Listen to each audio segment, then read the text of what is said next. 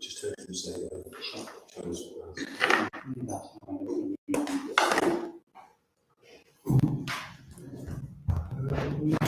So reading from Srimad Bhagavatam.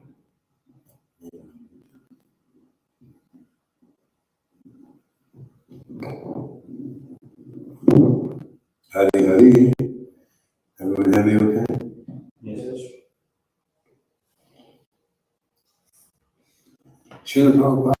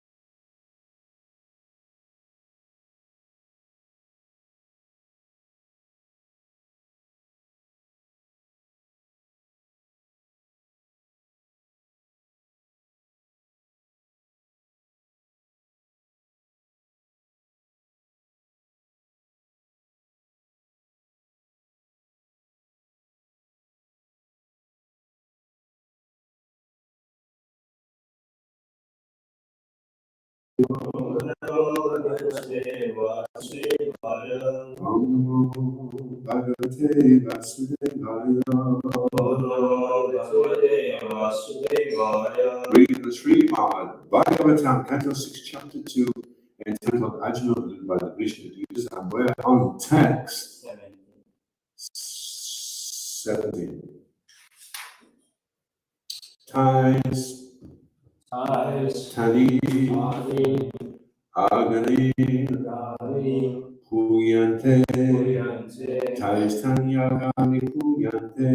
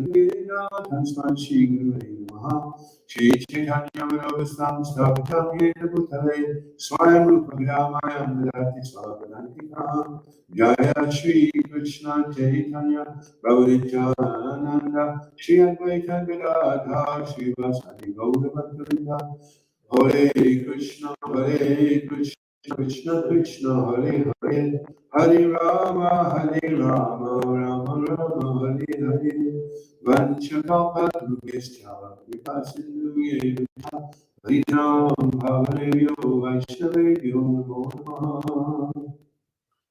So, another nice one for the holy name.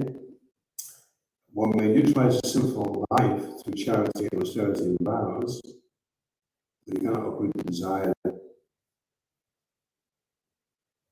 So, Prabhupada makes the point in the purport that sinful desires are the real problem. Even if you do rid yourself of the sinful reactions, you'll again act sinfully and again suffer. So, Mula Hantri, Rupa Goswami refers Shri Krishna Namatari Dadi Sitapi Vijay, Vitopa Taparasana Navachikan, Kinvadana, and Karishaya Justice, Swadvikamai, Tadbhavati, Mula Hantri. Mula is the root, and Hantri is to destroy the root. You have to rip it up by the root. Otherwise, the simple desire stays. So, that's quite strenuous generally, trying to put things up by the root. But the strenuous, what we experience as strenuous is the tasting of sugar candy in the jaundiced condition.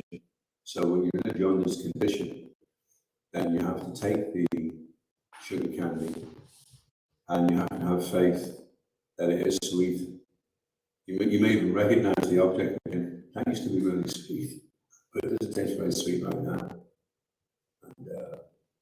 And so sometimes you chant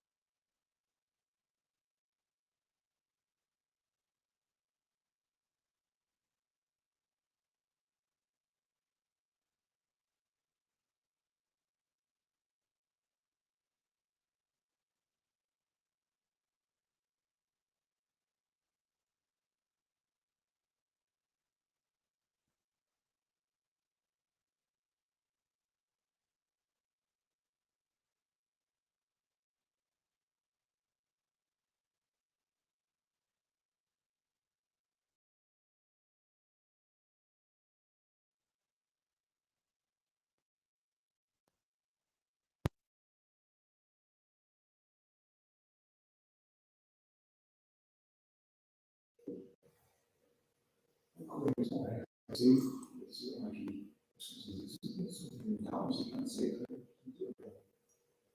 said that reflection appears to be in darkness.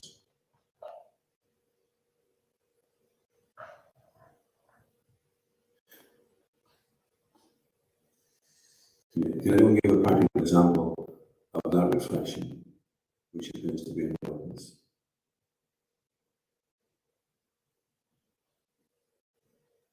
Shadow? A shadow. No, it's thinking more, see everything, Krishna is saying everything is heaven. If you don't see it as heaven, then notably is illusory energy. So if something appears to be separate from Krishna, that's a reflection, and it appears to be in darkness, but it's not actually in darkness. If you become illuminated with knowledge, Surya Samaya, when you're aware of Krishna, then Krishna is like light, and then you see that everything is Krishna's energy. Whatever it is, it doesn't make you forget Krishna. So the reflection of Krishna appears to be in darkness. It appears to be separate from Krishna. Like mirage in the desert, from a distance it appears that there is water, and I may actually go and see, okay, yes, there is water, but in actuality. Yeah, that's fine. Because the mirage in the desert, it may remind you of Krishna. You may think, wow, look, there's Krishna's illusory energy giving the appearance of water, but we know that it's actually a mirage. So you don't separate it from, or even you run after the water, but you're thinking this is Krishna's energy. That reflection which appears to be in darkness is when you see anything as being disconnected from Krishna. Prabhupada saying that anything in the material world, any desire is sinful. Anything that takes you away from Krishna, from interfering with your relationship with Krishna, that is sinful. So if you remember Krishna, if you can remember Krishna all the time and never forget him, then, because all the Muslim regulations are just to help us remember Krishna all the time and not forget him. But when you can do that, then you can spontaneously no longer depend upon following the rules and regulations, because the whole idea of the rules and regulations was to bring you to the point of being observed and aware of your living relationship with Krishna all the time, 24/7, in any direction you're looking, and is Krishna.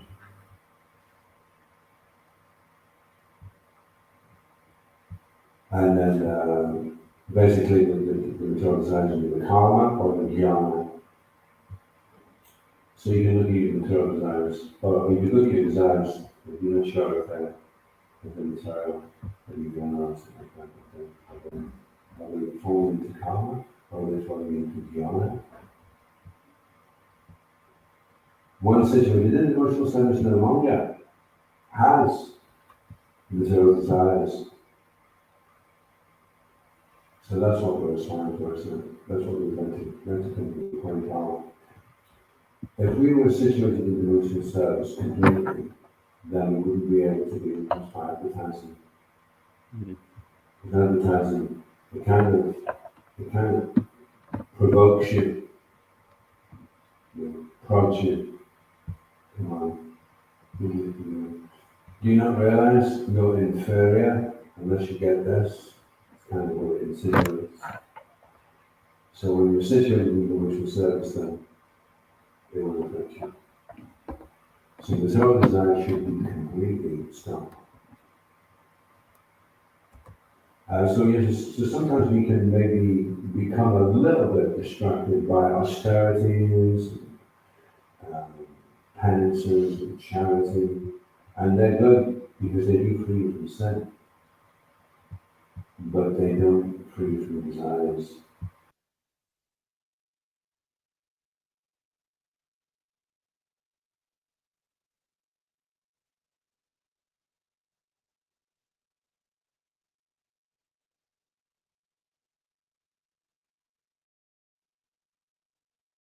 Sinful, and you don't have to worry about charity and penance and austerity.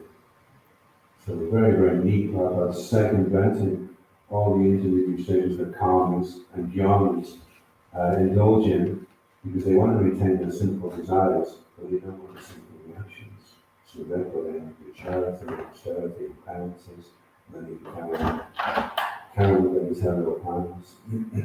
But if you don't have that in the first place, then you have to worry about simple actions. So it's a shame that we live in a society that's not only allowing, but it's promoting themselves as and there's a phenomenal amount of simple activity going on. I mean, the holy day was so far that there needs to be relief. People of all those simple reactions, but then the desires of the problem, and the fruit of those desires. And the nature of desires are that they, just like if you throw seeds on the ground and the seeds grow, they produce more seeds. So you can't just say, well, I'll just leave a couple of those seeds there and we'll be okay now. Because potentially those couple of seeds will eventually fill the field again over a period of time. So every Bhagavatam completely has to be completely stopped. Every single seed has to be destroyed. And then the period which is to take place. So that could seem a daunting prospect, but one of the unstudied stages of devotional service is called Maya Utsaha. Srila Krishna Chakravarti explains in the Bhagavatam. Anyone know what that is? Maya Utsaha? False enthusiasm. Yeah, false confidence. Thinking you've mastered. So you've got that, and then that's why it's unsteady, because you thought it was easier than it was, and you thought you were more advanced than you were. So then the next day, it doesn't seem that easy anymore, and then you become a little discouraged, and then the devotional service wanes until you get the next wave of false confidence coming in, false enthusiasm. So, but that's good to know. So, okay, well, that's part of the course, is that I'm going to become aware that I do have these desires, and that I'm not as advanced as I thought I was. So that's okay. I accept that. I accept it's going to take a sustained, prolonged period of time. And that's okay, because at least I'm going places, at least I'm making some advancement, some progress. Rather than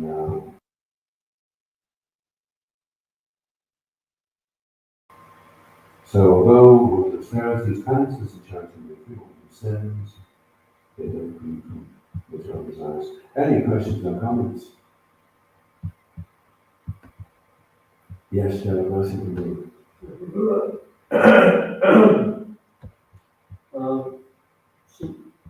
In the pastime of when Narada Muni preaches to the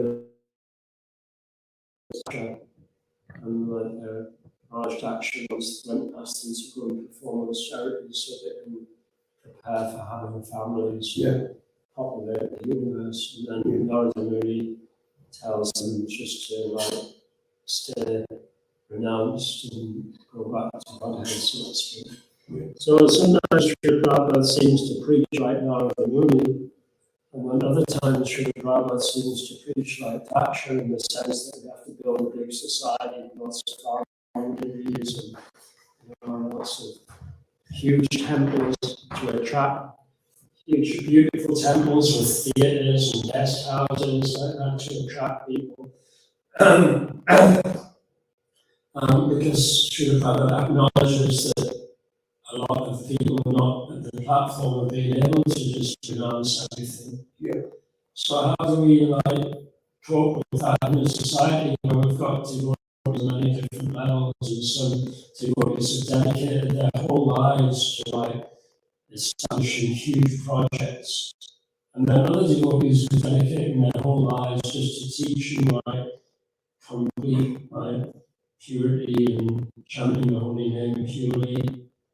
So, how do we navigate that kind of current potential conflict. How do we do that?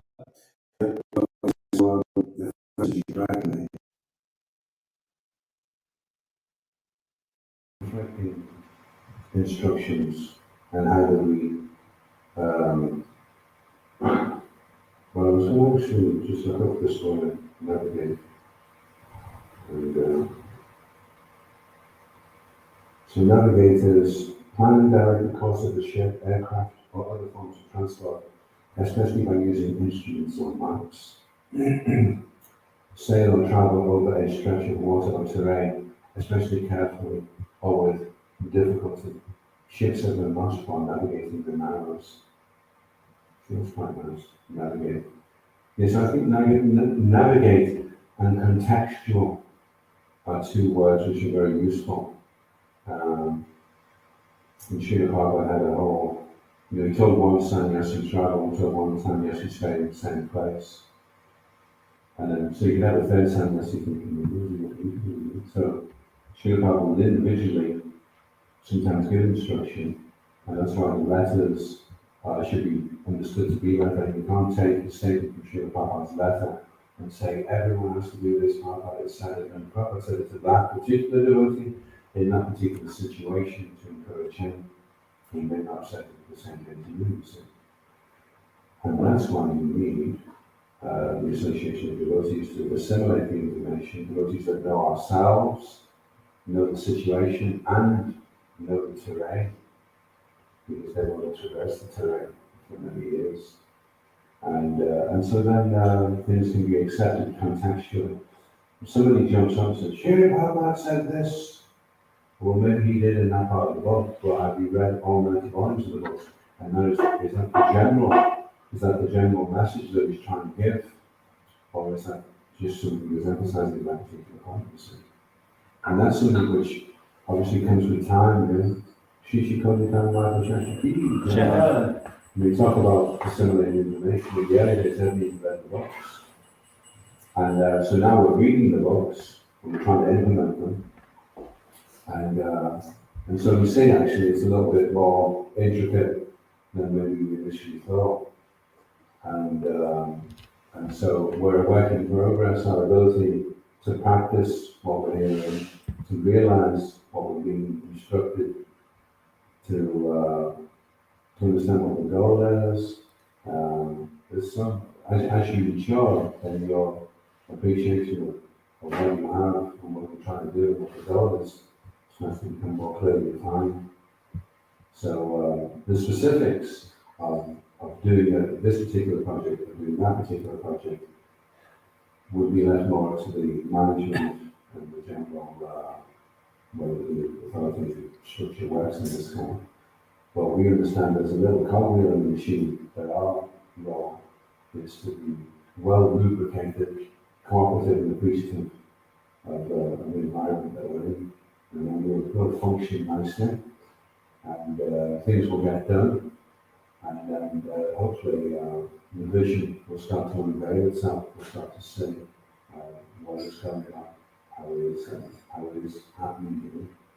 I mean, Arjuna was shown in the 11th chapter already what was going to happen, but still, when they kicked off for the fight, it was quite really confused.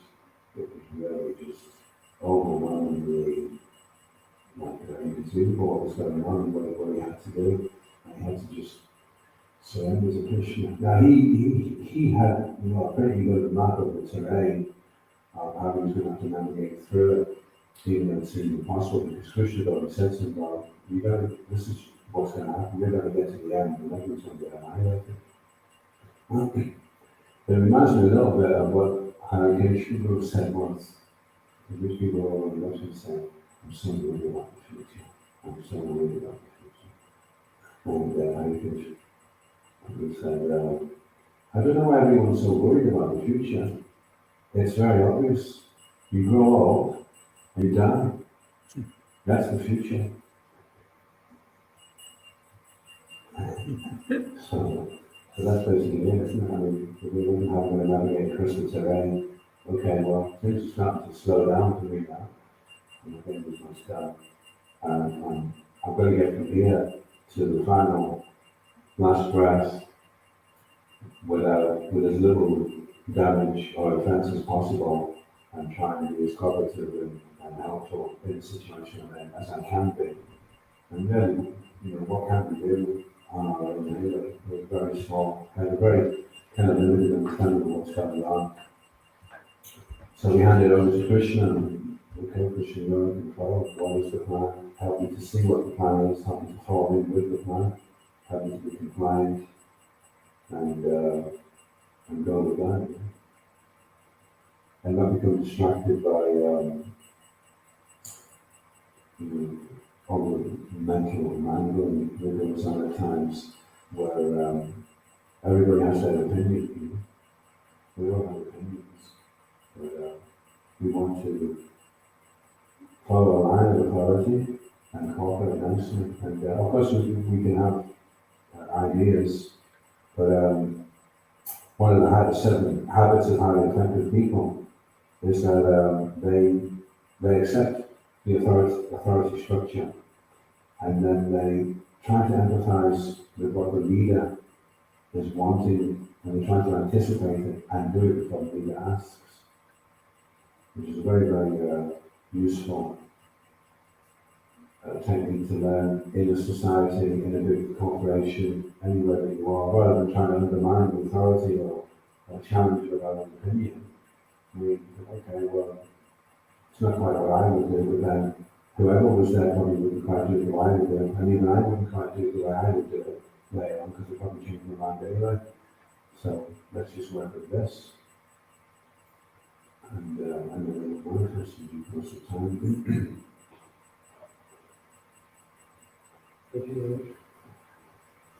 Trying to cover all bases now.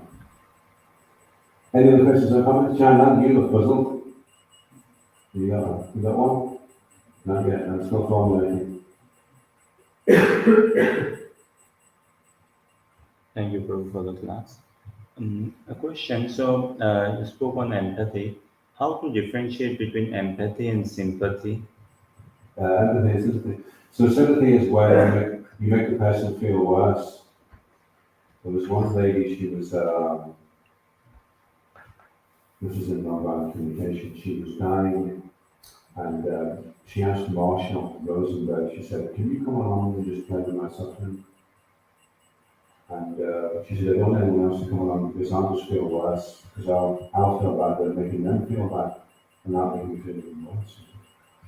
Whereas Marshall wasn't sympathetic in the sense that he didn't take on the same misery that she was shared misery, but he was able to be present with her, and that's what she really wanted. She just wanted to have some company, and in that company, she could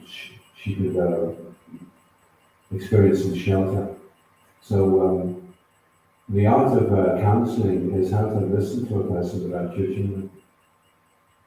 And the art of empathy is how to be able to be with the person, so the person doesn't feel alone anymore.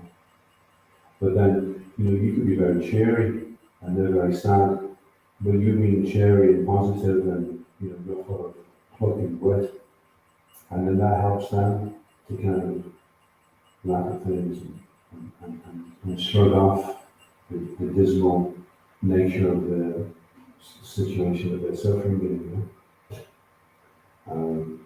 So yeah, they say that if you're hearing the person and you're judging them, then you're not hearing them, you're only hearing yourself. You're hearing their opinion of that. So you have to suspend your judgment and just hear the person. And then the person experiences a relief in his suffering automatically without even knowing why, because of the way we listen to the person.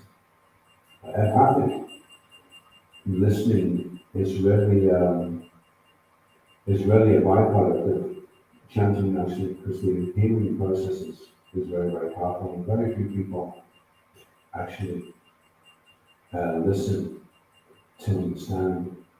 Most people listen to reply, and the problem with listening to reply is that you're preoccupied with what you're going to be saying as the person starts speaking.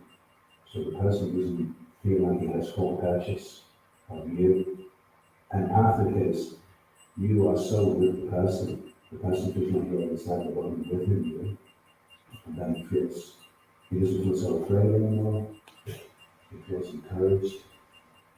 So it's quite important. So yeah, if you're able to chant in such a way that you can hear the mantra and you can suspend all distraction, you give Krishna that space. Sri Ramanuja was saying, it doesn't get any easier than this. This is as easy as it gets. If you can't get this together, then you miss the boat entirely. You've got to at least learn to make the space in your heart with the holy name, the Mahamantras, just vibrate there and can listen empathically with feeling, with emotion, with dependence, with remorse, with like one guru was asking Mahatma, he said, well, how can you do all this praying and all this stuff and hear on the end at the same time as a distraction? He said, well, when we pray to the deity, can you see it? So you could, somebody else could be standing in front of the deity and they're not praying, and I'm sorry, I can't pray, I've got the full attention to look at the deity. And they're completely blank, and they're just motionless and emotionless. And looking at the deity. So he is, but then somebody else is like, say my little grandson, he's in the hospital, and has to. But although the prayers intensifies the absorption of the deity, because singing from the heart. So when you're chanting, if you're chanting from the heart, that doesn't distract you from the hearing, that intensifies your hearing, because you're going to kind of like this song variations like, oh my God, if I can get this together, everything is solved, and then my life, and etc. And I just come across, when I penetrate the membrane, the mental destruction, I just come with Krishna. Can we do it? So you do it for at least 12 seconds. And we get good, when we can go from Dhyana to Dharana, which is 144 seconds. And then you go to Samadhi, which is 25 minutes and 28 seconds. So it takes a lot of discipline and training to be able to focus and do that. And empathic listening is the ability to just focus on the person and with the person. Sympathetic listening is you getting, what's it called, cross-transference. It's when you project your emotions onto the person and you're experiencing things, and you start to feel sad and gloomy, and then that makes them more depressed. Any other questions, comments? Yeah, thank you, Prabhu.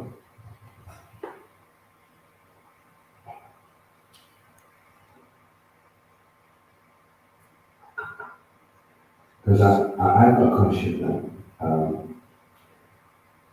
How do you know, how could you avoid, because it's saying here that all the different penances and austerities and charity, they only come from the sin, but they don't free you from the sinful desires and from reappear because the heart is impure. So, what if a person is doing sinful things, and he says, well, but that's okay, because I don't really desire to do them, it just happens, it just kind of comes along and I just go with it.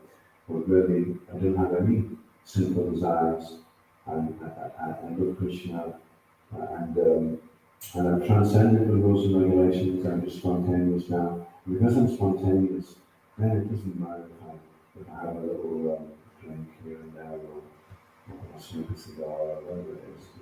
It's very insignificant, because I'm so free of sinful desires.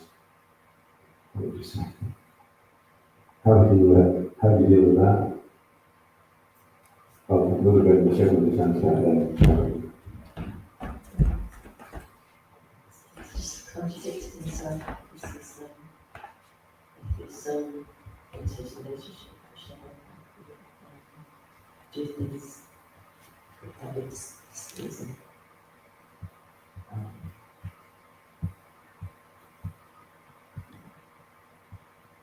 He's doing what he wants to do, rather than focusing on Krishna.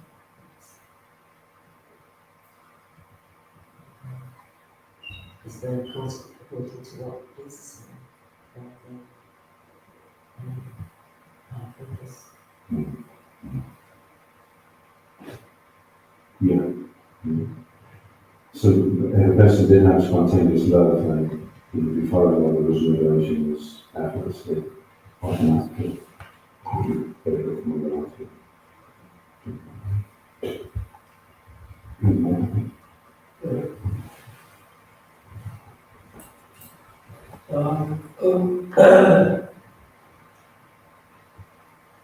If that person has like a real, if the person is not like someone who's got a devious mentality, but if it's someone who actually does have attachment for Krishna, and perhaps they due to lack of knowledge and lack of association, then they're not really aware of the need for progress, let's say. So they're on a particular platform.